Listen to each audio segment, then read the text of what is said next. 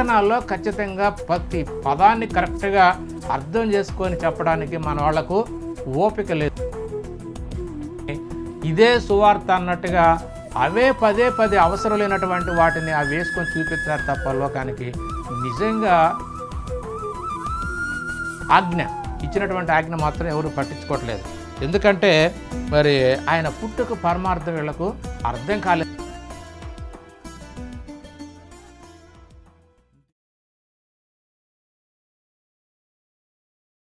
సకల ఆశీర్వాదములకు కారణభూతులైనటువంటి దేవదేవునికి, మన ప్రభు అయినటువంటి యేసుక్రీస్తు యొక్క తండ్రి అయిన దేవునికి వేలాది స్తుతులు స్తోత్రములు చెల్లిస్తున్నాను. అలాగే ఆన్లైన్ ద్వారా వాక్యాన్ని చూస్తున్నటువంటి దేవుని పిల్లలందరికీ ప్రభు అయినటువంటి యేసుక్రీస్తు నామంలో నా శుభములు వందనాలు. ఈ దినము లేఖనాల్లో నుంచి మరి అపార్థం చేయబడినటువంటిది మరి ఈ నెలలో మనకు నవంబర్ డిసెంబర్ నెలలో క్రిస్మస్ సంబరాలు బాగా జరుగుతుంటాయి కాబట్టి ఈ రోజున మరి ఆ క్రిస్మస్ గురించి మరి వార్తను మనం లేఖనాల నుంచి ధ్యానిద్దాం. నిజంగా యేసుక్రీస్తు వారు మరి ఈ లోకంలో పుట్టాడా, ఈ లోకంలోకి వచ్చాడా, మరి మనం జరుపుకుంటున్నటువంటి క్రిస్మస్ మరి ఏ విధంగా దేవునికి మహిమార్థమే జరుపుకుంటున్నారు అనేది కొన్ని లేఖనాల నుంచి మనం సత్యాన్ని ధ్యానించి యేసుక్రీస్తు వారు నిజంగా ఈ లోకంలో పుట్టాడా, ఈ లోకానికి వచ్చాడా అనేది లేఖనానుసారం చూద్దాం. ఎందుకంటే మనిషి జీవితం అనేది మరి ఈ లోకంలో కొద్ది కాలమే అయినా కానీ ఆ మనిషి పుట్టుక మాత్రం రహస్యమని బైబిల్ చెప్తుంది.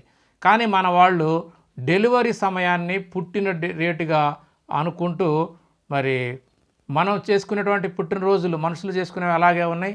అలాగే దేవుని కుమారుడైన క్రీస్తు కూడా మరి మనిషిలాగానే ఈ లోకంలో పుట్టాడని అనుకుంటున్నారు. కానీ నిజంగా ఆయన ఈ లోకానికి వచ్చాడా, ఈ లోకంలో పుట్టాడా అంటే భూమి మీద పుట్టాడు అనేది లేఖనానుసారం చూద్దాము. మరి లేఖనాలన్నిటిని కూడా మరి చక్కగా పరిశీలన చేసి చెప్తున్నప్పుడు గ్రహిస్తారని ప్రభుపేట మనం చేసుకొని మరి నేను ఇవన్నిటినీ మరి ఒక్కొక్కటిగా మన లేఖనాలు మనం చూద్దాము.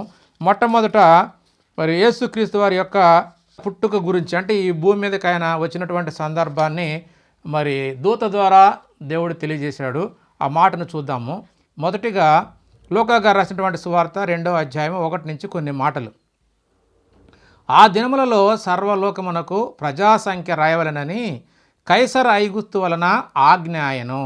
ఇది కురేనియా సిరియా దేశమునకు అధిపతి అయి ఉన్నప్పుడు జరిగిన మొదటి ప్రజాసంఖ్య.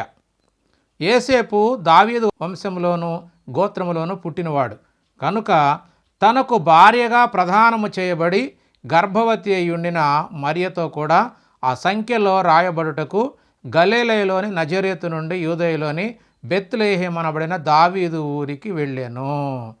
వారక్కడ ఉన్నప్పుడు ఆమె ప్రసవ దినములు నిండెను కనుక తన తొలిసూరు కుమారుని కానీ పొత్తిగుడ్డలతో చుట్టి సత్రములో వారికి స్థలము లేనందున, ఎక్కడ కన్నదో అనేది ఇక్కడ రాయలేదు కానీ ఎక్కడ కన్నదో తెలియదు. తన తొలిసూలు కుమారుని కని పొత్తిగుడ్డలతో చుట్టి సత్రంలోకి వెళ్ళి చూశారండి. అయితే సత్రములో వారికి స్థలము లేనందున ఆయనను పశువుల తొట్టిలో పరుండబెట్టాను. అంటే సత్రంలోకి వెళ్ళారు, వారికి అక్కడ చోటు లేదు. ఆల్రెడీ అంతకుముందు కన్నది బిడ్డను కని పొత్తిగుడ్డలతో చుట్టి సత్రంలోకి రావడానికి వచ్చారు. కానీ సత్రంలో బాగా ఇరుకుగా ఉండి స్థలం లేకపోవడం వలన ఆ పక్కనే ఉన్న పశువుల పాకలో ఒక తొట్టి ఉంటే ఆ తొట్టిలో యేసుక్రీస్తు వారిని శిశువుగా ఉన్నప్పుడు పడుకోబెట్టినట్టుగా మనకి ఇక్కడ లేఖనం తెలుపుతుంది. అయితే మనోళ్ళు పూర్తి చదవకుండా ఆ పశువుల పాకలో పుట్టాడు లేకపోతే సత్రంలో పుట్టాడు అని నోటుకొచ్చినట్టుగా మాట్లాడుకోవడం తప్ప, ఒకళ్ళు చెప్పింది ఒకళ్ళకి విని మరి మాట్లాడటమే తప్ప లేఖనాల్లో ఖచ్చితంగా ప్రతి పదాన్ని కరెక్ట్గా అర్థం చేసుకొని చెప్పడానికి మన వాళ్లకు ఓపిక లేదండి.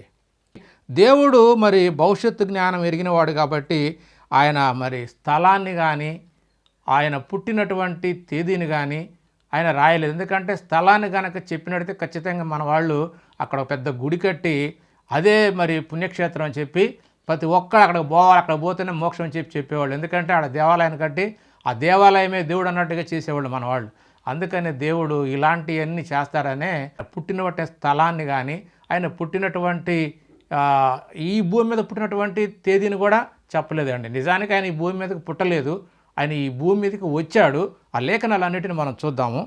కాబట్టి మరి ఇది ఒక ఆధారం, అంటే ఈ భూమి మీదకి ఆయన పుట్టాడు అంటే జనరల్ భాషగా, అందుకే మన మనుషులకు అర్థమయ్యే భాష ఏంటంటే పుట్టాడు అంటేనే మనకు అర్థమవుతుంది. వచ్చాడు అంటే ఎట్టొస్తాడా పసిపిల్లగాడు అని జనరల్గా అనుకుంటాం. చిన్నపిల్లగాడు ఎలా వస్తాడు, ఎక్కడి నుంచి వస్తాడు అని చెప్పి అనుకుంటాం. అంటే పుట్టాడు అంటే వీళ్ళు నమ్ముతారు కాబట్టి వారికి అర్థమయ్యే భాషలో మరి పుట్టాడనే మాటని దేవుడు ఇక్కడ రాయించాడు. ఇంకొక మాట చూద్దాం. మత్తయి గారు రాసినటువంటి సువార్త 2వ అధ్యాయము 1-5 వచనాలు చదివితే, రాజైన హేరోదు దినములలో యూదయ దేశపు బెత్లెహేములో యేసు పుట్టిన పిమ్మట ఇదిగో తూర్పు దేశపు జ్ఞానులు యెరూషలేమునకు వచ్చి, యూదులకు రాజుగా పుట్టినవాడు ఎక్కడ ఉన్నాడు? తూర్పు దిక్కున మేము ఆయన నక్షత్రము చూసి ఆయనను పూజింప వచ్చితిమి. ఇక్కడ ఒక క్రీస్తు వారి లోకంలో పుట్టాడు లేకపోతే వచ్చాడు అనడానికి ఇక్కడ ఒక మాట మనకు సాక్ష్యంగా దేవుడు రాయించాడు. ఎందుకంటే జ్ఞానులు తూర్పు దేశం నుంచి వచ్చి వారు క్రీస్తుని మరి రాజుగా గ్రహించి, అంటే యూదులకు రాజుగా పుట్టినవాడు ఎక్కడైనా వాళ్ళు ఖగోళ శాస్త్రాన్ని పరిశీలన చేసుకొని వారికి ఉన్నటువంటి అవగాహన బట్టి మరి ఈయన రాజు అంటే ఈ లోకాలను అంతా పరిపాలించే రాజు పుడతాడు అన్నటువంటి విషయం తెలుసుకొని వారికి ఒక నక్షత్రం దారి చూపించినప్పుడు వాళ్ళు దాన్ని మరి పరిశీలనగా తెలుసుకొని రాజు పుట్టాడని చెప్పి రాజును ఆరాధించడానికి వచ్చారు తప్ప దేవుని కుమారుడని కానీ వీళ్ళకు తెలియదు. ఇదొకటి. తర్వాత ఇంకొక సాక్ష్యం ఏమిటంటే లూకాసు వార్త 2వ అధ్యాయం 11-12 వచనాల్లో ఇలా ఉంది.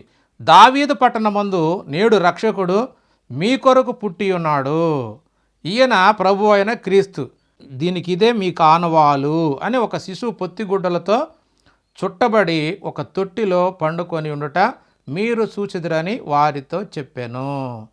ఇక్కడ ఈ మాటను బట్టి మన వాళ్ళకి అర్థమైంది ఏంటంటే మరి ప్రతి ఒక్కరు కూడా ఇదే మాటను పదే ప్రతి సంవత్సరం ఇదే జ్ఞాపకం చేసుకుంటూ దేవుడు గొల్లల కాపర్లతో చెప్పిన మాటనే వీళ్ళు ప్రతి ఇంట మరి ప్రతి సంఘంలో వాళ్ళ ఇళ్ళకి వెళ్ళి తెల్లవారుజామున వెళ్ళి ఇంటింటికి వెళ్ళి ఇదిగో నేడు క్రీస్తు పుట్టిన హల్లెలూయ అని చెప్పి దావీదు పట్టణం మందు నేడు రక్షకుడు మనకు పుట్టాడని చెప్పి దావీదు పట్టణంలో వారికి చెబితే దాన్నే మన వాళ్ళు మరి ఇప్పటికి కూడా ఆ విషయాన్నే చెప్పుకుంటున్నారు తప్ప మరి యేసుక్రీస్తు వారు చనిపోయి తిరిగి లేచిన తర్వాత మరి అపోస్తులైన వారికి ఇచ్చినటువంటి ఆజ్ఞను మాత్రం మర్చిపోయారు. ఎప్పుడో జరిగిన విషయం, మనకు అవసరం లేని విషయాన్ని మాత్రమే చెప్తున్నారు. ఇది ఆనాడు గొల్లలకు చెప్పబడ్డది, ఎందుకంటే వాళ్ళు విద్య లేనటువంటి వారు కాబట్టి వారికి ఎలా చెబితే అర్థమవుతుందో అలా దూత ద్వారా చెప్పించాడు దేవుడు. కాబట్టి అక్కడ వారికి ఏం చెప్పాడంటే పుట్టెను అనేటప్పటికి మరి అదే పుట్టాడని చెప్పి మన వాళ్ళు అందరూ చెప్తున్నారు. కానీ నిజానికి యేసుక్రీస్తు వారి లోకానికి వచ్చాడండి, ఎందుకంటే ఆయన భూమి మీద పుట్టినవాడు కాదు. కాబట్టి మరి ఆయన గురించి చెప్పబడ్డటువంటి లేఖనాలన్నీ కూడా మనం చూసినప్పుడు మరి క్రైస్తవులందరికీ మన వాళ్ళు ఇప్పుడు చెప్పేది అదే. క్రైస్తవులైనా అన్యులైనా కూడా ప్రతి ఒక్కరూ మరి క్రిస్మస్ అంటే ఏందయ్యా అంటే క్రీస్తు జన్మదినం.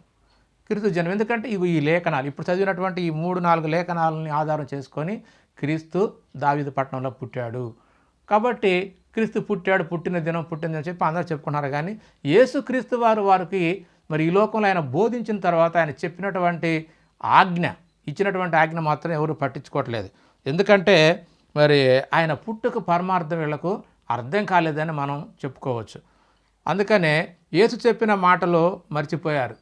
సర్వసృష్టికి ఆయన చెప్పింది ఏంటంటే సర్వసృష్టికి వెళ్ళి సువార్తను ప్రకటించుడి, విన్నవారిని నాకు శిష్యులుగా చేయండి అని చెప్పి ఇది ఒక ఆజ్ఞగా అపోస్తలులకు ఇచ్చినట్టుగా మనకు లేఖనాలు చూస్తుంటే మనకు అర్థమవుతుంది. కానీ ఇప్పటికి కూడా ఇంకా ఆ మొదటి శతాబ్దంలో మరి గొల్లలు చెప్పినటువంటి శుభవార్తనే ఈ రోజున ప్రతి సంవత్సరం కూడా జ్ఞాపకం చేసుకుంటూ లోకానికి సాటి చెప్తున్నారు మన క్రైస్తవులు. ఎందుకంటే మరి అవే సంగతులు ఏమిటి, రక్షణ సువార్తను వదిలిపెట్టేసి మరి ఏం చెబుతారంటే ఇదిగో ఒక పశువుల పాక, ఒక తొట్టి, మరి అక్కడ ఒంటెలు, జ్ఞానులు, మరి స్టార్ బొమ్మలు, క్రిస్మస్ ట్రీ, మరి క్రిస్మస్ తాత అని బొమ్మలు పెట్టుకొని ఇదే సువార్త అన్నట్టుగా అవే పదే పదే అవసరం లేనటువంటి వాటిని అవి వేసుకొని చూపిస్తున్నారు తప్ప లోకానికి నిజంగా క్రీస్తు ఉద్దేశించినటువంటి ఆయన మాటలు కానీ, దేవుడు సంతోషించేటువంటి దేవుని మాటలు కానీ ఖచ్చితంగా ఆ పండగలో కానీ అక్కడ ఇప్పుడు చేసేటువంటి తంతులు ఏది ఉండలేదండి. మనం చూసినట్లయితే మరి ఆనాడు మరి క్రీస్తు పుట్టినప్పుడు అసలు ఏం జరిగిందని కనుక మనం లేఖనాలు చూసినట్లయితే ఆనాడు బెత్లెహేములో కానీ యెరూషలేములో కానీ ఏ మాత్రం సందడి లేదు.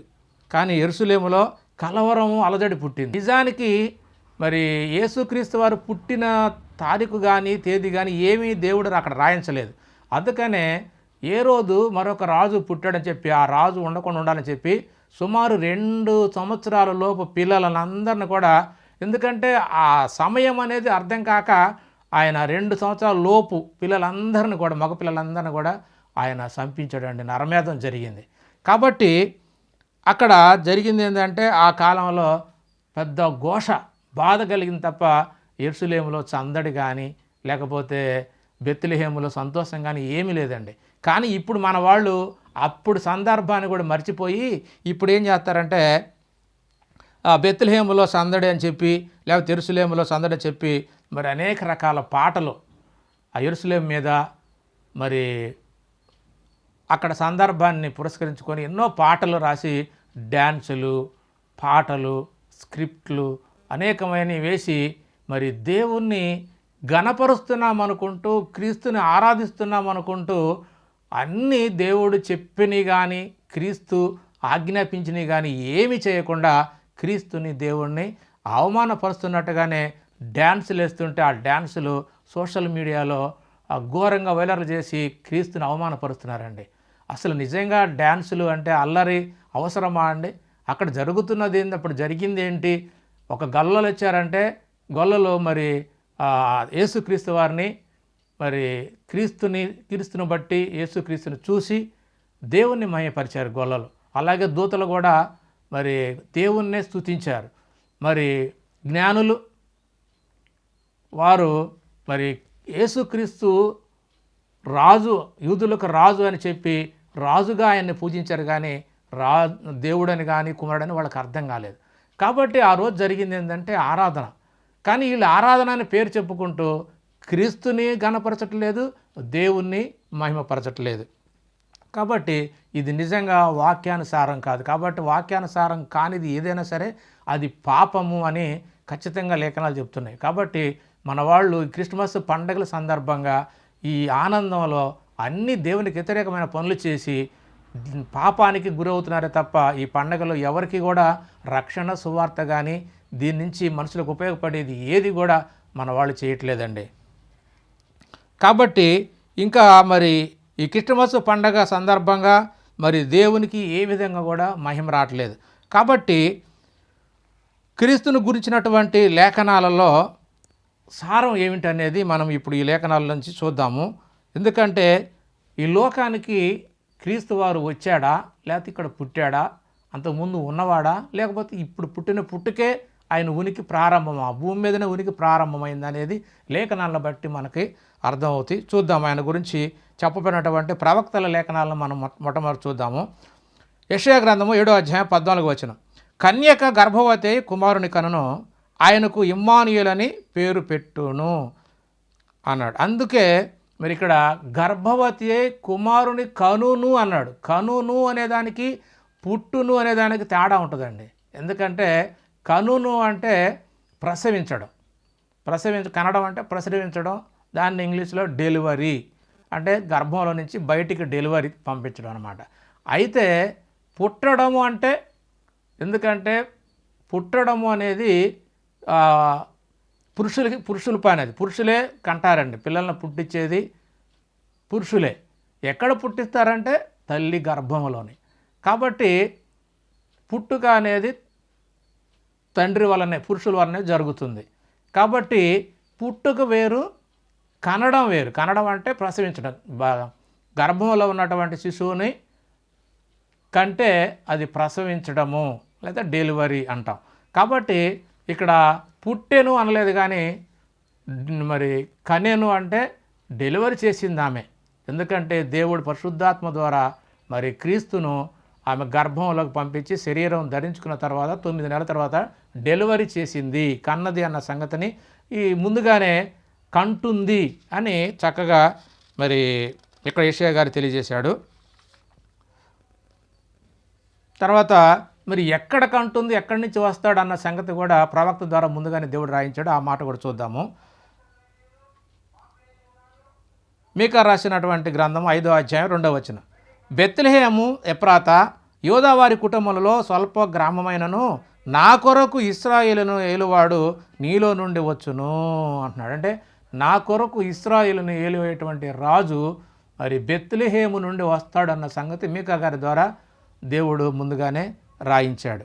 ఇంకా మరి దేవుడు కూడా ఆయన మాటల ద్వారా ఏమి చెప్తున్నాడో ఆ మాటలు కూడా చూద్దాము. దేవుడు దావీదు ద్వారా మరి క్రీస్తుకు చెప్పినటువంటి మాట కీర్తన 2:7వ చరణంలో ఉన్నటువంటి మాట పౌలు గారు జ్ఞాపకం చేస్తున్నాడు. ఆయన ఎబ్రీ పత్రికలో జ్ఞాపకం చేస్తున్నాడు. ఎబ్రీ పత్రిక 5వ అధ్యాయం 5వ వచనం. నీవు నా కుమారుడవు, నేను నేడు నిన్ను కని ఉన్నానని ఆయనతో చెప్పినవాడే ఆయనను మహిమపరచను అంటున్నాడు. అంటే నేడు నేను నిన్ను కన్నాను అంటే ఈ నేడు అనే పదం అనేది ఎవ్వరికి అర్థం కాదండి. ఎందుకంటే అది ఖచ్చితంగా దేవునికే తెలియాలి. ఎందుకంటే ఇది ఎప్పటి మాట ఎప్పుడు చెప్పడనేది అది దేవునికి మాత్రమే తెలిసింది, కానీ మనుషులకి ఎవరికి తెలియదు. ఎందుకంటే ఆయనను కన్నవాడు, ఈ సృష్టికి వారసుడిగా నియమించిన వాడు మరి ఆయనే గనక, అంటే దేవుడే కాబట్టి మరి ఆయనే సాక్ష్యం చెప్పాలి. మరి కొన్ని మాటలను చూద్దాం మనము. ఎప్పుడు కన్నాడో ఎప్పటివాడో మరి యేసుక్రీస్తు అనే మాటలు మరి అపోస్తులు తెలియజేశారో ఆ మాటలు చూద్దాము. పేతురు గారు రాసినటువంటి మొదటి పత్రిక 1వ అధ్యాయము 20వ వచనం. ఆయన అంటే క్రీస్తు జగత్తు పునాది వేయబడక మునిపే నియమింపబడెను, కానీ తన్ను మృతులలో నుండి లేపి తనకు మహిమనిచ్చిన దేవునిడల తన ద్వారా విశ్వాసులైన మీ నిమిత్తము, అంటే మనందరి నిమిత్తము కడవరి కాలములందు ఆయన ప్రత్యక్షపరచబడెను అని అపోస్తులుడైనటువంటి పేతురు గారు స్పష్టంగా, ఆయన ఎప్పటి వాడంటే జగత్తు పునాది, అంటే ఈ ప్రపంచం ఏది కూడా ఇంకా నిర్మాణం జరగలేక ముందే, జగత్తుకు ముందే అంటే సృష్టికి ముందే అన్న సంగతిని మనకు అర్థం. ఎందుకంటే అప్పుడే క్రీస్తుని నియమించాడంట. ఎందుకు? తన్ను మృతుల నుండి లేపి తనకు మహిమనిచ్చిన దేవుని ఎడల తన ద్వారా విశ్వాసులైన మన నిమిత్తము కడవరంటే చివరి దినాల్లో ఆయన మరి ప్రత్యక్షమైనట్టుగా మనకి ఇక్కడ లేఖనాన్ని బట్టి మనకు అర్థమవుతుంది. అలాగే మరి పౌలు గారు కూడా ఆయన కొరింథీయులకు రాసిన పత్రికలో ఒక మాట తెలియజేశాడు. ఆ మాట చూద్దాము.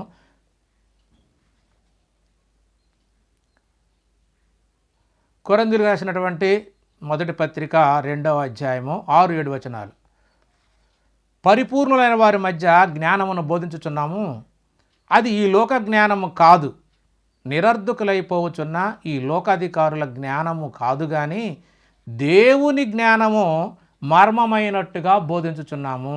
దేవుని జ్ఞానము మర్మమైనట్టుగా బోధించుచున్నాము. ఈ జ్ఞానము మరుగై ఉండెను, జగదుత్పత్తికి ముందుగానే దీనిని దేవుడు మన మహిమ నిమిత్తము నియమించను. ఎప్పుడు? జగదుత్పత్తికి ముందుగానే. అక్కడ పేతురు గారు చెప్పినట్టుగానే ఈయన చెప్తున్నాడు. జగదుత్పత్తికి అంటే ఈ జగత్తు ఉత్పత్తి కాకముందు, సృష్టి నిర్మాణం జరగక ముందే మరి దీనిని దేవుడు మన మహిమ నిమిత్తము, ఈ జ్ఞానాన్ని మనకు మహిమ రావడం కోసం మన నిమిత్తమే నియమించిన అనే మాట ఇక్కడ పౌలు గారు తెలియజేశాడు. అయితే ఇంతకీ ఈ జ్ఞానము ఎవరనేది కూడా ఈ మొదటి అధ్యాయము, కొరింథీ పత్రిక 1వ అధ్యాయము 24వ వచనంలో ఇలా చెప్తున్నాడు. ఆయన అంటే క్రీస్తు యూదులకు ఆటంకముగాను అన్యజనులకు వెర్రితనముగాను ఉన్నాడు, కానీ యూదులకేమి గ్రీసు దేశస్థులకేమి పిలువబడిన వారికే క్రీస్తు దేవుని శక్తియును దేవుని జ్ఞానమునై ఉన్నాడు అంటున్నాడు. దేవుని శక్తియును దేవుని జ్ఞానమునై ఉన్నాడు అన్న సంగతి ఇక్కడ మరి పౌలు గారు చక్కగా తెలియజేశారు. అంటే క్రీస్తుకి మరి దేవుని వాక్యము అనే పేరు కూడా ఆయనకు పెట్టబడి ఉందండి. ప్రకటన గ్రంథం 19వ అధ్యాయంలో ఉంటుంది.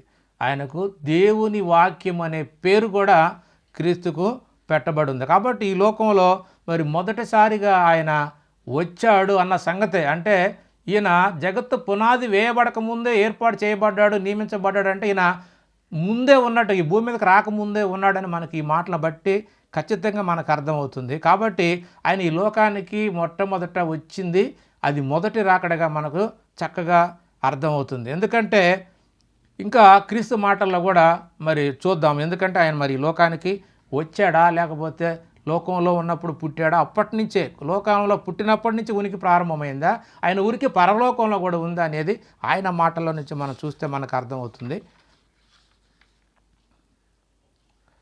యోహాను గారు రాసినటువంటి సువార్త 8వ అధ్యాయము 58వ వచనం, 8:58.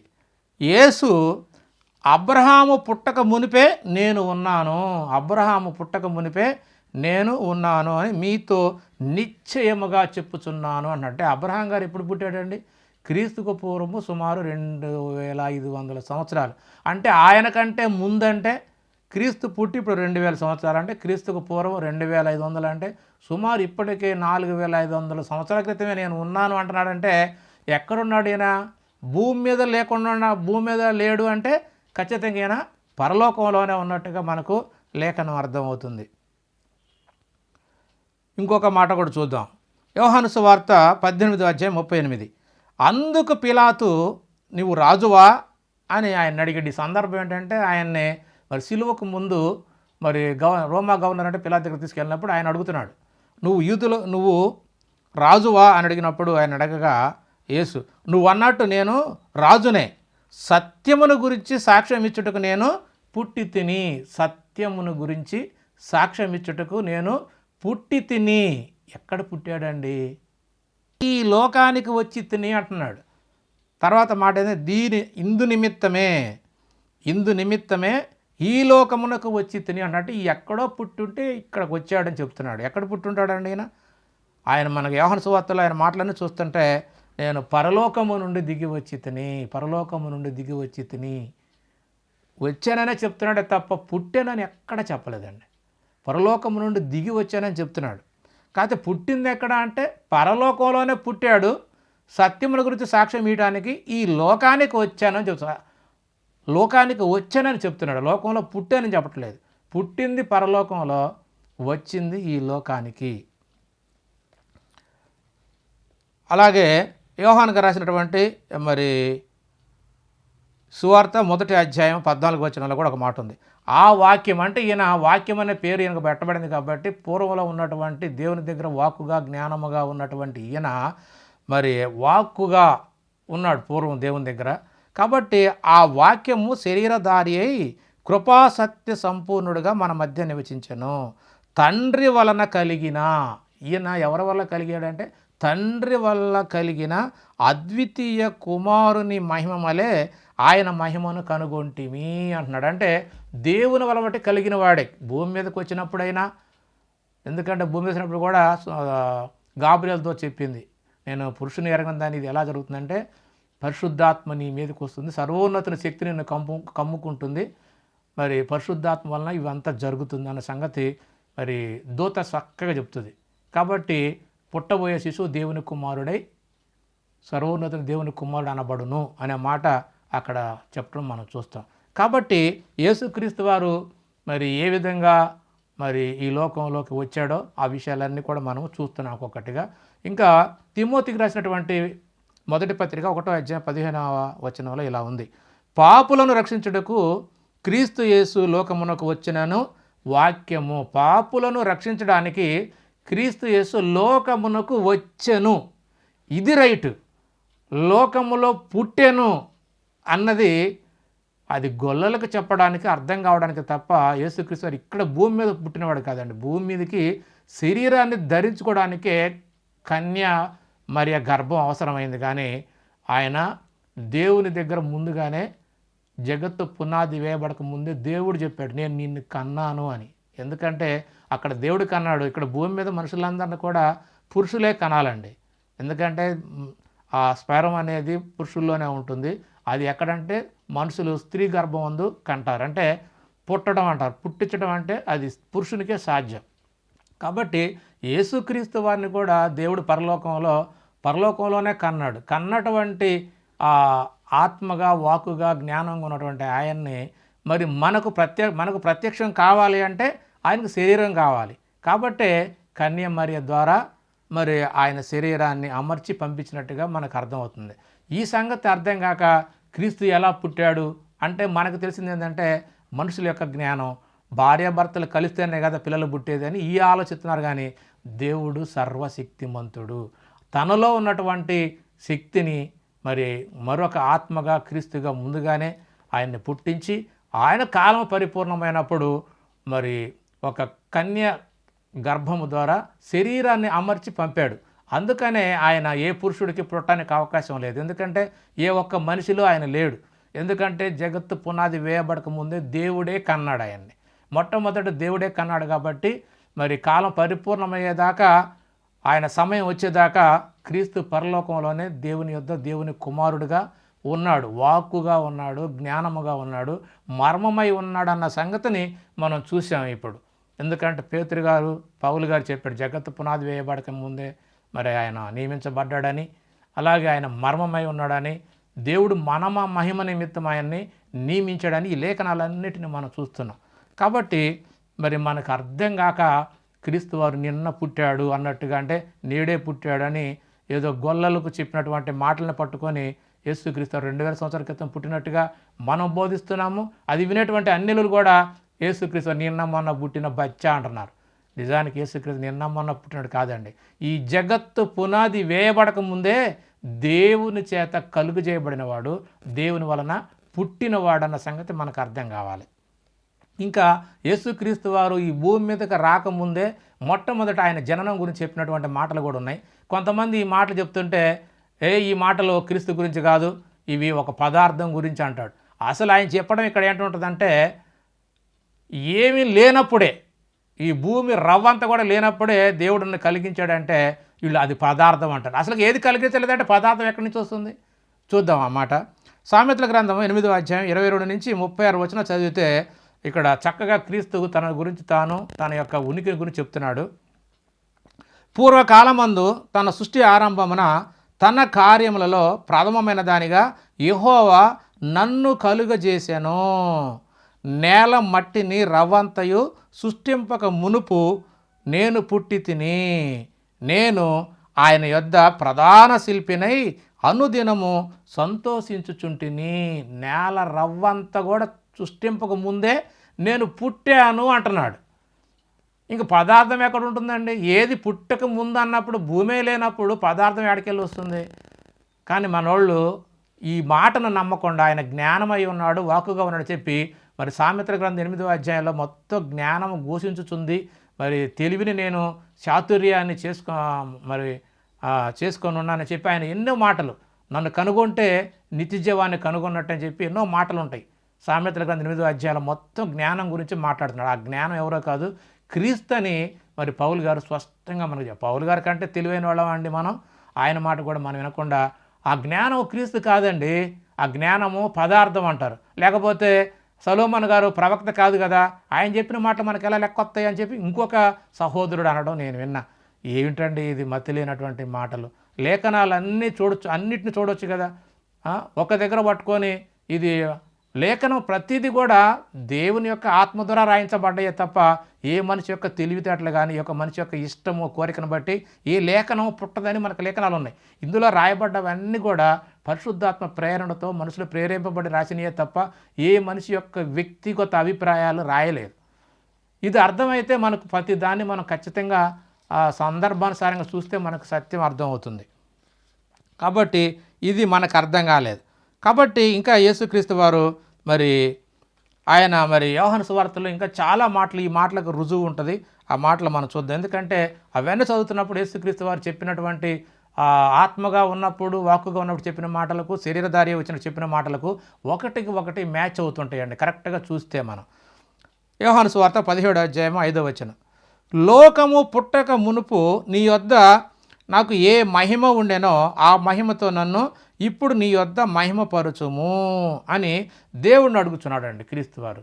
లోకం పుట్టక ముందు అంటే నేను అంటే ఈ లోకం అంతా పుట్టక ముందు నీ వద్ద నాకు ఒక మహిమ ఉంది, నీ కుమారుడు, నువ్వు నన్ను కన్నావు అని చెప్పావు కదా, ఆ మహిమతో మరలా నన్ను ఇక్కడ మరి నేను భూమి మీదకి వచ్చాను కాబట్టి మరలా తిరిగి నీ దగ్గరికి వస్తున్నా, మరలా నన్ను మహిమపరచు తండ్రి అని చెప్పి భూమి మీద సిలువకి వెళ్ళే ముందు ప్రార్థనాపూర్వకంగా ఆయన్ని అడుగుతున్నాడు. అలాగే మరి యోహాను సువార్త 6వ అధ్యాయం 32వ వచనంలో మరి ఆయన ఎక్కడి నుండి వచ్చాడో అనే విషయాన్ని ఇక్కడ మనకు ఒక లేఖనం ఉందో చూద్దాం. 6వ అధ్యాయం 32 నుంచి 59 చదివితే ఈ అధ్యాయంలో దగ్గర దగ్గర 7-8 సార్లు దిగి దిగి దిగి అనే మాటలు ఉంటాయండి. అంటే పైన పరలోకంలో ఉంటేనే కింద భూమి మీదకి దిగుతాడు కదండి, పైన ఉన్నవాళ్ళు దిగుతారు, ఇక్కడ ఉన్నవాళ్ళు ఇక్కడ దిగాల్సిన అవసరం లేదు కదా. కాబట్టి ఆయన ఏమన్నాడంటే, యేసు నేను పరలోకము నుండి ఈ లోకమునకు దిగి వచ్చి తిని, పరలోకము నుండి దిగి వచ్చి తిని, పరలోకం నుండి భూమి మీదకి దిగి వచ్చిననే మాటలు మరి ఈ అధ్యాయం అంటే 6వ అధ్యాయం చదువుతుంటే చాలాసార్లు ఉన్నాయండి.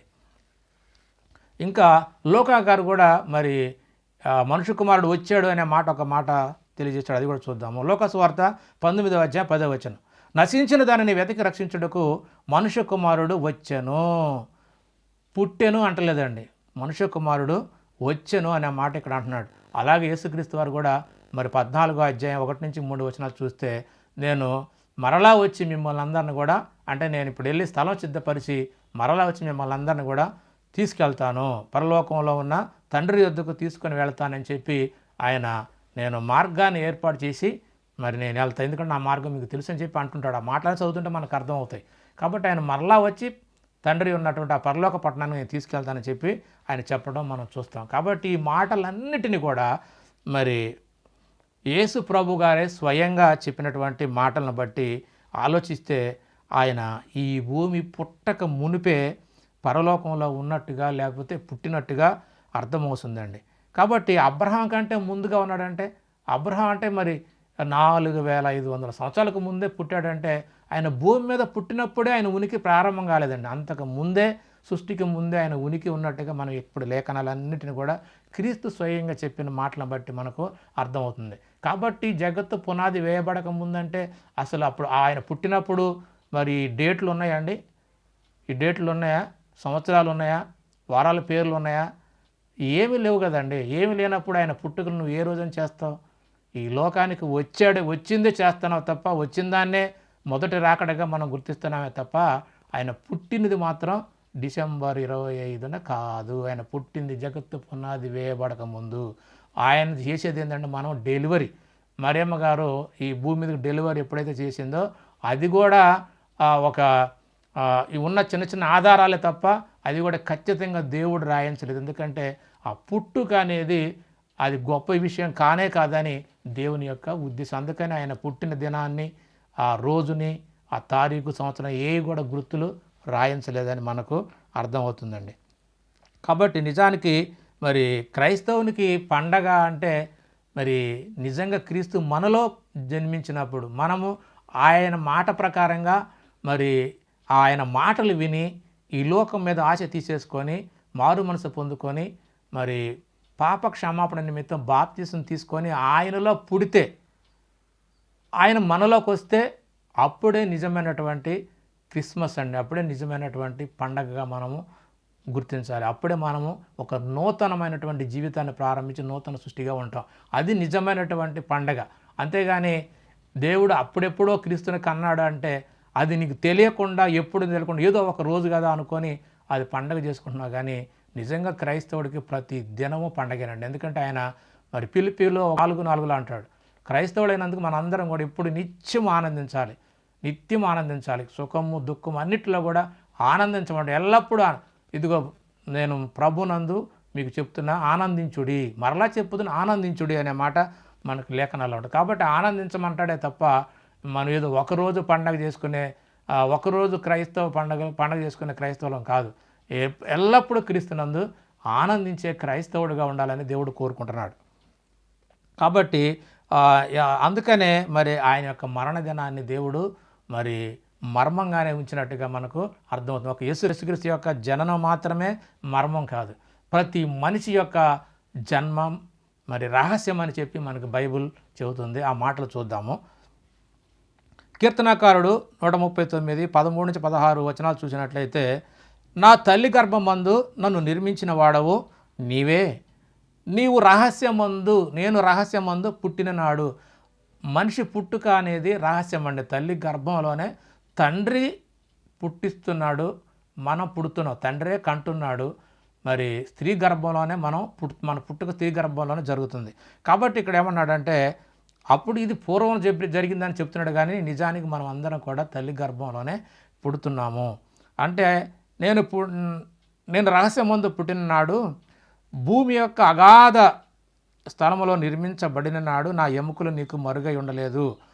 నేను పిండంనై ఉండగా నీ కనులు నన్ను చూశాను అంటున్నాడు. అంటే ఎవరుని కూడా ఒక దేవుడు తప్ప, మన యొక్క జన్మను ఆయన తప్ప ఇంకెవ్వరు చూడలేరండి. ఏ ఒక్కరి జన్మ ఏ ఒక్కరు చూడలేరు. ఎందుకంటే మనుషులకి అది సాధ్యం కాదు, ఒక దేవునికి తప్ప. అందుకనే ప్రసంగి గారి ద్వారా ఏమన్నాడంటే దేవుడు 7వ అధ్యాయం 1లో, ఒకని జన్మదినము కన్నా మరణదినమే మేలు అంటున్నాడు. నిజంగా ఎవరి మరణం గురించి చెబుతున్నాడు ఇక్కడ? యేసుక్రీస్తు వారి గురించేనండి. ఎందుకంటే యేసుక్రీస్తు వారి యొక్క జననం వల్ల లోకానికి ఒరిగింది ఏమీ లేదు, కానీ యేసుక్రీస్తు వారు మరణించడం వలనే లోకానికి రక్షణ వచ్చింది. యేసుక్రీస్తు వారు మరణించడం వలనే లోకానికి రక్షణ వచ్చింది. అందుకనే జన్మదినం వలన ఏ ప్రయోజనం లేదు, కానీ మరణదినమే నీకు రక్షణ వచ్చింది.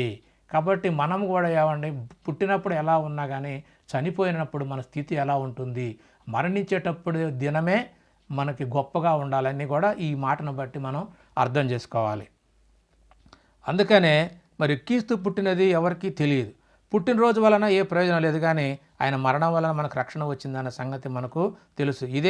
ఇది దేవుని ఏర్పాటు అన్న సంగతి మనకు లేఖనాల్లో ఉంది. కీర్తనకారుడు మరి మరణాన్ని గురించి కూడా తెలియజేశాడు. ఆ మాట చూద్దాము. కీర్తన 118 22 నుంచి 24 వచనాలు చూసినట్టయితే, ఇల్లు కట్టువారు నిషేధించిన రాయి మూలకు తలరాయి. అంటే ఇల్లు కట్టువారు ఇశ్రాయేలీయులు, వాళ్ళు యేసుక్రీస్తు వారిని తృణీకరించారు. కాబట్టి ఇల్లు కట్టువారు నిషేధించిన రాయి మూలకు తలరాయి అయినో, ఇది యెహోవా వలన కలిగినది, అది మన కన్నులకు ఆశ్చర్యము అంటున్నాడు. ఇది యెహోవా ఏర్పాటు చేసిన దినము, ఇది యెహోవా ఏర్పాటు చేసిన దినము, దీని యందు మనము సంతోషించి ఆనందించి సంతోషించదము అనే మాట ఇక్కడ రాయబడింది. అంటే ఇది యేసుక్రీస్తు యొక్క మరణ దినము. యేసుక్రీస్తు యొక్క మరణ దినము. ఇది యేసుక్రీస్తు యొక్క మరణాన్ని దేవుడే ఖరారు చేసి నియమించినటువంటి దినము అన్న సంగతి మనకు లేఖనాలన్నీ చూస్తుంటే మనకు అర్థమవుతుందండి. కాబట్టి మరి యేసుక్రీస్తు వారి యొక్క మరణం ద్వారానే మనకు రక్షణ. దాన్నే మనం ఇప్పుడు గుడ్ ఫ్రైడేగా చేసుకుంటున్నామండి. గుడ్ ఫ్రైడే అంటే శుభ శుక్రవారం. నిజానికి ఈ రోజున మనం సంతోషించాలి. ఎందుకంటే మనకు యేసుక్రీస్తు చనిపోవడం వల్లనే మనకు రక్షణ వచ్చిందే తప్ప యేసుక్రీస్తు పుట్టడం వలన మనకి ఏమీ లేదండి. ఆయన మరణమే మనల్ని రక్షించిందని మనకు లేఖనాలను బట్టి మనకు అర్థమవుతుంది. కాబట్టి ఈ సువార్త ద్వారా మనం మనసు మార్చుకొని బాప్తిసం తీసుకొని రక్షణ పొంది క్రీస్తులో మరలా జన్మించితే ఖచ్చితంగా మనము దేవుని చేరుకునేటువంటి గొప్ప రక్షణ అనేది మనకు దొరుకుతుంది. కాబట్టి ఇప్పుడు చూసినటువంటి లేఖనాలను బట్టి మనకు అర్థం కావాల్సిందంటే, క్రీస్తు భూమిపైన పుట్టినవాడు కాదు, ఈ భూమిలోనికి వచ్చిన వాడే, కానీ క్రీస్తు వారు భూమి మీద పుట్టినవాడు కాదు.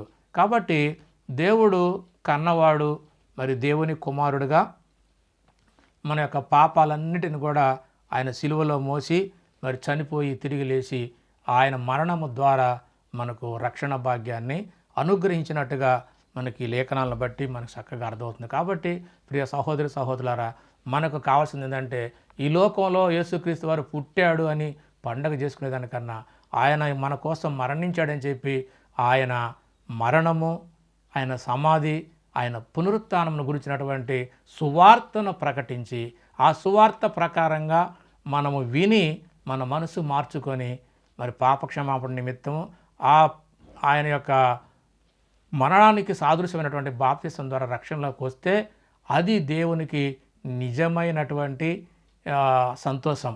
అప్పుడే మనం రక్షించబడతాం. కాబట్టి దేవునికి ఇష్టం ఏంటంటే ఏ ఒక్కరూ నశించడం ఇష్టం లేదు. కాబట్టి ఆయన ద్వారా అందరూ రక్షణ పొందుకోవడానికే క్రీస్తుని మనకి ఇక్కడ పంపించాడు. ఎందుకంటే ఆయన ద్వారా రక్షణ పొందుకోవడానికే క్రీస్తు ఈ లోకానికి వచ్చాడు తప్ప మనము మరణానికి పోవాలని కాదు. అందుకని క్రీస్తు వారు అంటాడు యోహాను సువార్త 3లో, నేను లోకానికి తీర్పు తీర్చడానికి రాలేదు కానీ రక్షించడానికే వచ్చానంటాడు. కాబట్టి ఆయనను మనం ఏ పండుగ చేసుకోవాలన్నా ముందు రక్షణలోకి మనం వచ్చి మరి ఆ క్రీస్తుని మహిమపరచాలంటే ఆ సువార్తను ప్రకటించాలి. సువార్త విన్నటువంటి వారు రక్షణలోకి వస్తే అది ఎంతో సంతోషం. కాబట్టి పండగ పేరు మీదైనా సరే సువార్త జరగాలని దేవుడు కోరుకుంటున్నాడు. కాబట్టి ఇలా డ్యాన్సులు, అల్లర్లు, మరి కేకులని, బహుమతులని, అవన్నీ మనల్ని మనం సంతోషపెట్టుకోవడానికి కాదండి. ఆయన యొక్క పుట్టిన రోజును కానీ లేదంటే ఆయన వచ్చినటువంటి సందర్భాన్ని మనం పండగ సెలబ్రేషన్ చేసుకోవాలంటే ఎప్పుడంటే క్రైస్తవుడు క్రీస్తులో ఉన్నప్పుడే నిజమైన పండగ. క్రీస్తు మనలోకి వస్తే అది నిజమైన పండగ. కాబట్టి ప్రతి ఒక్కరూ పండగ ఎప్పుడయ్యంటే మారు మనసు పొందుకొని బాప్తీసం తీసుకొని క్రీస్తులోకి మనము మరి తిరిగి జన్మించినప్పుడే నిజమైనటువంటి పండగ. అదే క్రైస్తవుడికి పండగ. కాబట్టి యేసుక్రీస్తు వారు ఏదో నిన్న మొన్నటి వాడు కాదండి. జగత్తు పునాది వేయబడక ముందే దేవుడు ఆయన్ని కన్నాడు. కాలం పరిపూర్ణమైనప్పుడు మరి ఆయన ఈ లోకం మీదకి ఒక కన్యక ద్వారా పంపినట్టుగా మనకు లేఖనాలు ఉన్నాయి. కాబట్టి సత్యాన్ని గ్రహించి యేసుక్రీస్తు వారు నేడు పుట్టెను హల్లెలూయ అనకుండా యేసుక్రీస్తు నాడు పుట్టెను హల్లెలూయ అని అనడం చాలా మంచిది. కాబట్టి లేఖనాలు అర్థం చేసుకొని ఆయన మరి ఈ లోకంలో పుట్టాడో వచ్చాడో అనేది మీరే అర్థం చేసుకొని గ్రహించి సత్యమందు మరి నిలిచి ఉంటారని ప్రభు పేరిట మనం చేస్తూ నేను ముగిస్తున్నాను. అందరికీ వందనాలు. దేవునికి స్తోత్రం.